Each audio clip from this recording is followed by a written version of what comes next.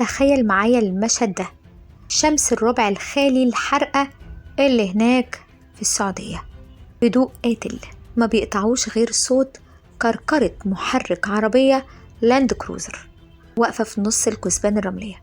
الأبواب مفتوحة، الأكل محطوط وجاهز للأكل، الشاي لسه دافي، مفيش نقطة دم، مفيش أثر خناقة، مفيش حتى أثر لخطوات رجل بعيد عن العربية.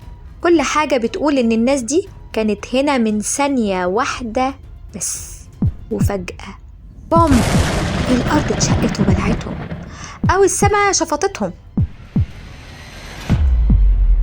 السلام عليكم، أهلا بكم في لغز بعثة الجيولوجيين أو مفقودين الربع الخالي، الحكاية اللي بقالها سنين بتلف في كل مواقع الأخبار والمنتديات، واللي النهاردة هنفكفكها حتة حتة ونشوف إيه الحقيقي وإيه اللي بهارات سوشيال ميديا. أنا مش جاية أحكي لك عن قصة رعب، أنا جاية أحقق معاك في واحدة من أغرب حالات الاختفاء في تاريخ الصحراء العربية. عشان نكون دقيقين ومش بنألف، القصة دي بتتردد من سنين طويلة، والتقارير الصحفية زي اللي اتنشرت في صحف سعودية ومواقع إخبارية مهتمة بوقائع المفقودين بتتكلم عن بعثة متكونة من فنيين وجيولوجيين، غالبا عددهم كان 3 أو 4 حسب الحكايات. دخلوا منطقة عروق الشيبة أو منطقة تانية في أعماق الربع الخالي، الهدف مسح جيولوجي أو بحث عن آبار. التفاصيل بقى اللي توقف القلب وتلاقيها في كل المصادر هي كالتالي: العربيات، لما فرق البحث لقت العربيات بعد أيام من الاختفاء، لقوا المحركات شغالة لحد ما البنزين خلص أو لسه فيه شوية حبة بنزين صغيرين. الحالة الأبواب مفتوحة على الآخر، وده في عرف الصحراء معناه هروب اضطراري سريع. أما بقى المائدة أو الترابيزة، الأكل كان عليها جاهز والعيش متقطع، وكأنهم كانوا لسه هيقولوا بسم الله الرحمن الرحيم ويبدأوا الأكل. متعلقاتهم، تليفوناتهم، في روايات الأحدث، أوراقهم، كشافاتهم ومعداتهم، مفيش حاجة ناقصة. استنى، هنا في حاجة مش راكبة. لو انت في قلب الصحراء وفي خطر هجم عليك، أول حاجة هتعملها انك تنط في العربية وتطير. ليه تسيب العربية دايرة وتنزل تجري على رجليك في رملة متحركة ولا شمس بتغلي؟ ده أول لغز بيخلينا نشك إن اللي حصل مش طبيعي. ما هدوس بنزين يا جدع واجري. في حاجة كمان مهمة قوي، وده آخر خيط اكتشفوه في واحدة من الروايات اللي اتنشرت. اتقال إن زوجة واحد من المفقودين فضلت سنين ترفض فكرة وفاته، وكانت بتقول إنها بتحس بيه. المصادر بتقول إن البعثات دي كانت بتطلع بتصاريح رسمية، لكن في حالة البعثة دي الموضوع دخل في نفق مظلم من التكهنات. هل تاهوا؟ هل دخلوا منطقة عسكرية غلط؟ ولا الموضوع رعب زي ما الناس بتحب تسميه، رعب المكان؟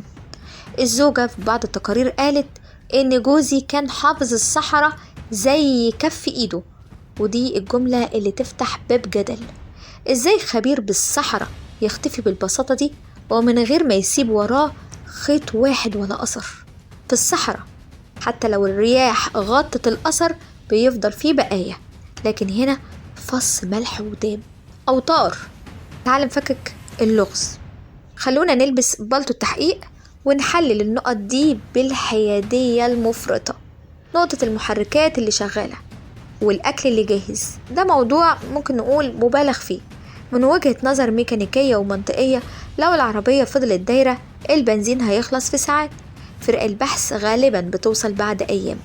فكرة إنهم لقوا العربية دايرة دي ممكن تكون حبكة درامية وزودتها الروايات الشعبية عشان تزود الرعب، لكن المنطقي إنهم لقوا مفاتيح العربية في الكونتاكت في وضع تشغيل، بس الموتور طبعا بطل لوحده لما البنزين خلص. طب تعالوا نقول نقطة الاختفاء الجماعي المفاجئ، دي النقطة اللي فعلا محيرة. لو واحد تاه الباقي هيدور عليه، لو حيوان مفترس هجم هيكون في آثار دم أو تقطيع أو في أي حاجة، لكن المجموعة كلها تختفي في نفس اللحظة وهم بياكلوا. ده معناه إن الحدث كان شامل وسريع جدا، لدرجة إن محدش لحق يمسك حتى سلاحه أو يقفل باب العربية المفتوح. نقطة الرعب المكاني، وده تحليل سيكولوجي. الربع الخالي مش مجرد صحراء، دي أكبر مساحة رملية متصلة في العالم. هناك في ظاهرة اسمها ظاهرة الصمت المطبق أو سراب الصحراء. الإنسان لما بيفقد السوائل يبدأ يهلوس، بس هلوسة جماعية في وقت واحد وهما لسه هيبدأوا ياكلوا صعبة شوية. التركة بقى اللي محدش خد باله منها، أو ممكن نقول عليها هو ده السر الحقيقي. ركز معايا في الحتة دي عشان دي خلاصة البحث في المصادر الجيولوجية. في ظاهرة في الربع الخالي اسمها الرمال الهامسة، ودي علميا بتحصل نتيجة احتكاك حبيبات الرمل. بس في ظاهرة أخطر وأندر، هي خسوفات الرمال الفجائية. الربع الخالي تحتيه بحيرات مية جوفية ضخمة جدا وقديمة. أحيانا الأرض تحت العربية بتبقى عبارة عن قشرة ناشفة وتحتها فراغ أو رملة متشبعة بالمية. التركة اللي هنا ممكن يكون حصل انهيار أرضي موضعي بسيط أو هبوط مفاجئ في التربة خلى الناس دي تجري بعيد عن مكان العربية بسرعة جدا، خوف من إن الأرض تبلعهم. في ثواني هبت عاصفة رملية زاحفة، هي عواصف مشهورة في الربع الخالي بتغطي كل حاجة في دقايق، فتاهوا على بعد أمتار من العربية وما يقدروش يرجعوا ليها تاني بسبب انعدام الرؤية. ده اللي احنا ممكن نقول حصل. بس استنى، لو ده اللي حصل ليه الجثث ملقوهاش؟ ليه العربية فضلت مكانها وما هبطتش تحت الأرض؟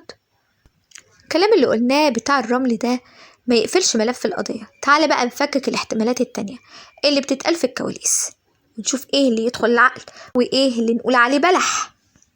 الاحتمال الأول العاصفة البيضاء. المنطق بيقول ايه؟ في الربع الخالي في نوع من العواصف اسمه العواصف الرملية الزحفة. دي مش رمال بتطير في الجو، ده رملة بتمشي على الأرض بسرعة رهيبة ممكن جدا. والبعثة قاعدة بتاكل سمعوا صوت زمجرة الأرض، في ثواني الرؤية بقت صفر. النقد المنطقي إنك تستخبى جوه العربية مش تطلع منها، لكن لو الهلع سيطر عليهم وتخيلوا إن العربية هتتقلب أو هتتردم بالرمل وجريوا في اتجاه غلط، سنتيمتر واحد غلط في الصحراء يعني ضياع أبدي. طب الاحتمال التاني ظاهرة جنون الخلاء. استنى، في حاجة مش راكبة في الموضوع. علماء النفس بيتكلموا عن حالة بتصيب اللي بيقعدوا في الصحراء المفتوحة لفترات طويلة، اسمها فقدان الإدراك المكاني، إنك تبقى قاعد ومش عارف إنك قاعد فين. بس إحنا هنا بنتكلم عن بعثة كاملة، يعني ناس بروفيشنال معاهم أجهزة. صعب جدا الجنون يضرب الكل في نفس الثانية وهم لسه بيجهزوا السفرة وهياكلوا، إلا لو كان فيها غازات طبيعية بتتسرب من بطن الأرض في المنطقة دي. الربع الخالي مليان حقول غاز وكبريت. هل استنشقوا حاجة خلتهم يهلوسوا ويجروا في كل اتجاه؟ دي بقى نقطة محدش التفت ليها كتير. هل ممكن يكون ده حصل؟ في تأليف في القصة. بصوا يا جماعة، احنا هنا محللين مش بنقول كلام وخلاص. لما نقرأ في المواقع ان الأكل كان سخن لازم نقف ونفكر. في مبالغة درامية في الموضوع.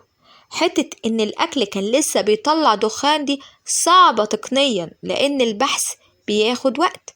الأوقع منها انهم لقوا بقايا أكل مترتب ومحطوط، ودليل ان الرحيل ما كانش مترتب ليه، يعني كانوا ناويين ياكلوا.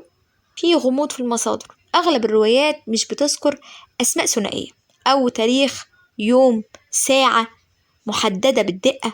ده بيخلينا نصنف الموضوع إنه أسطورة مدن مبنية على وقائع حقيقية حصلت لمفقودين فعليين في الثمانينات والتسعينات واندمجت في قصة واحدة مرعبة. يعني ده كله حكايات وما حصلتش.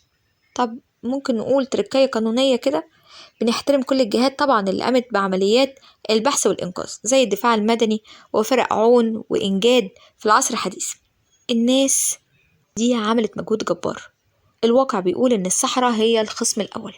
الربع الخالي مش محتاج قوة خفية عشان يخلص على حد. الحرارة هناك بتعدي 55 درجة، وضياع معالم الطريق دول لوحدهم كفيلين يحولوا رحلة استكشاف لرحلة ذهاب بلا عودة.